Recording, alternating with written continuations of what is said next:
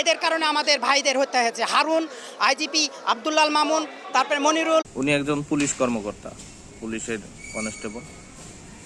ওনার বক্তব্য হচ্ছে ওনারা হুকুমের গোলাম মাত্র।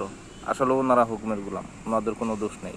তবু আমরা না বুঝে যারা এই ফিল্ডে থাকা পুলিশদের আমরা দোষ দিই।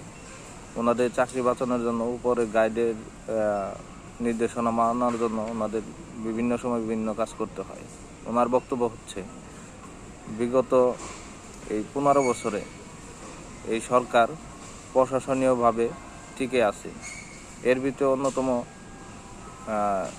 সহযোগিতা করছে, ওনার নামেই শুনলেন যে ডিবি হারুন আঙ্কেলকে আপনারা অনেকেই ভিডিও বানাইছে। আমার অনেক ব্লগার বাইরে আছে। হারুন আঙ্কেলের মতন পবিত্র আর স্বচ্ছ মানুষ হয় না। আর এখন বের হয়ে